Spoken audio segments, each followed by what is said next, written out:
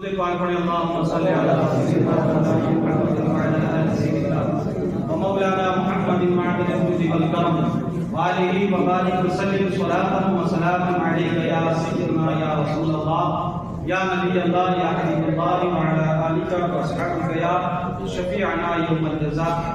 حضرات محترم، بزرگ ہو اور اس کی اولاد بھی کیسی ہو، نادواں اور کمزور ہو، اس شخص کو اس باغ کے سوا کوئی آمدنی کا ذریعہ نہ ہو اور نہ ہی اس کی اولاد کما کر اس کو کھلا سکتے. ایسے حالت میں آسمان سے ایک ایسی ہوا چلتی ہے جس کو آپ نے دیکھا ہوگا جل پٹو کے موسم میں یہ گھومتی ہے. اعصار اور یہ عصر سے بنا ہے. اس کا معنی آتا ہے اصطلاح میں وہ ہوا جو مٹی کو، ذرات کو میناروں کے مانند آسمانوں کی طرف ہے.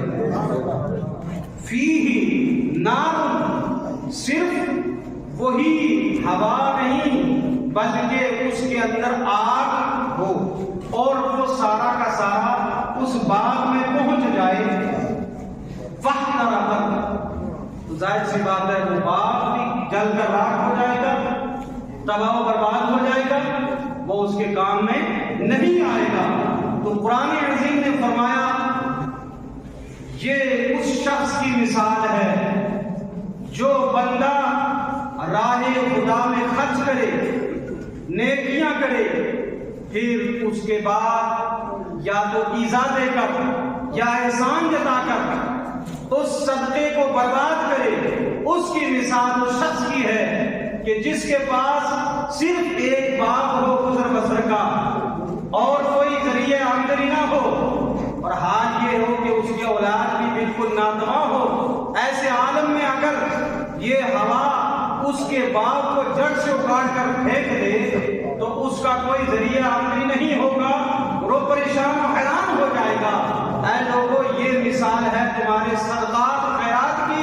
اگر تم نے بھی ایذا دے کر یا احسان جتا کر اپنے صدقات کو باطل کر دیا تو گویا اس باغ کی طرح تمہارا سارا دماغ برباد ہو جائے. فرمایا اے لوگوں، یہ جو باغ ہے اس باغ کو تشبیہ رکھو اپنے ایمان سے، اور اس باغ کے جو پھل اور اس کے جو پتے اور اس کی جو شاخیں ہیں اس کو تشبیہ دو اپنے اعمال سے. اور جو اس کے نیچے نہریں جاری ہیں تجری من تحتها الانہار، باغ ایسا ہے کہ جس کے نیچے نہریں جاری ہیں. سبحان اللہ. فرمایا یہ نہریں تمہارے اخلاص کی ہیں، تمہارے نیت کی ہیں.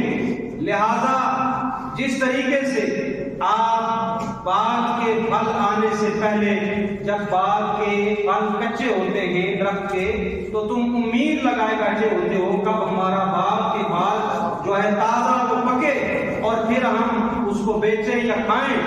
ایسے ہی تمہارے اعمال جو تم کر رہے ہو اس کو سمجھو کہ ابھی تمہارے اعمال پکے نہیں ہوئے ہیں، ابھی تمہارے اعمال کچے ہیں. تمہارے اعمال کب پکیں گے؟ جبکہ تم نے یہ اعمال کی حفاظت کی اور اعمال کی حفاظت کر کے دنیا سے چلے گئے. تو جس طریقے سے وہ باغ تمہیں آمدنی کا ذریعہ بن جاتا ہے اسی طریقے سے یہ نیکیاں بھی تمہارے قبر میں تمہارے عذاب سے تخفیف کا ذریعہ بن جائیں گی اور میدان محشر میں یہی اعمال تمہیں نجات کا ذریعہ بن جائیں گے. قرآن پاک نے فرمایا یا ایھا الذین آمنوا، اے ایمان والو، انفقوا من طیبات ما کسبتم، تم جو کچھ کماتے ہو اس کو اللہ کے راستے میں خرچ کرو. ومما اخرجنا لکم من الارض، اور جو کچھ تم زمین سے کماتے ہو اس کو بھی اللہ کے راستے میں خرچ کرو. فرمایا یہ آیت کریمہ اس وقت نازل ہوئی حضرت علی کرم اللہ وجہہ الکریم شیر خدا علی مشکل کشا داماد مصطفیٰ رضی اللہ تعالیٰ عنہ فرماتے ہیں کہ اہل عرب دو قسم کے خرمے ہوتے تھے کھجورے، ایک کھری اور ایک کھوٹی. تو کھری کو اپنے لیے رکھ لیتے تھے اور کھوٹی کو جو زکات وصول کرنے کے لیے آتا اس کے دامن میں ڈال دیتے تھے. تو جب یہ حال رسول کریم صلی اللہ علیہ وسلم نے دیکھا تو رب کائنات نے قرآن کی آیت نازل فرمائی، ارشاد فرمایا اے ایمان والو وہ مال خرچ کرو جو تمہیں بھی پسند طیبات انفقوا من طیبات ما کسبتم، پاک مال، اچھا مال، کھرا مال اللہ کے راستے میں خرچ کرو. اور ایک شان نزول یہ بیان کی گئی کہ اہل صفا صحابہ کرام وہ تھے کہ جن کے پاس گزر بسر کا کوئی ذریعہ نہیں تھا. ان کا کام صرف یہ ہوتا تھا کہ مسجد نبوی شریف کے سامنے بیٹھے رہتے. جو اصحاب صفا کا چبوترا جو لوگ عمرہ کر کے آئے ہیں وہ جانتے ہیں جہاں رسول کریم صلی اللہ علیہ وسلم کا روزہ مبارک ہے اس کے ساتھ ہے اصحاب صفا کا چبوترا. تو وہ وہیں پر بیٹھے رہتے. تو صحابہ کرام اور اہل عرب جب مال لاتے تو وہ خوشے جو زکات کے لیے نکالتے اللہ کے راستے میں تو وہ مسجد نبوی شریف کے کونے میں ٹانگ کر چلے جاتے تھے. چونکہ اس دور میں یہ لینٹر وغیرہ نہیں ہوتے تھے، کھجورے کی چھالوں سے وہ لینٹر پڑتا تھا، چھت پڑتا تھا، تو اس میں لگا کر چلے جاتے تھے کہ یہ اصحاب صفا جو اس کے مستحق ہیں یہاں سے کھائیں گے اور یہ سلسلہ چلتا رہے گا. جب رسول کریم صلی اللہ علیہ وسلم نے اس شاخ کو ایک مرتبہ جھاڑا تو دیکھا کہ وہاں سے ردی مال، کھرے خرمے نہیں بلکہ کھوٹے خرمے وہ وہاں سے نکلے. تو کریم آقا صلی اللہ علیہ وسلم نے فرمایا یہ کس نے دیا ہے؟ وہ اللہ کے راستے میں خرچ کر رہا ہے. اور یہ کھڑے جو ہے یہ خرمے نہیں لاتا ہے بلکہ کھوٹے خرمے لاتا ہے. وہ اللہ کے یہاں کیا جو ہے کاروبار کرے گا.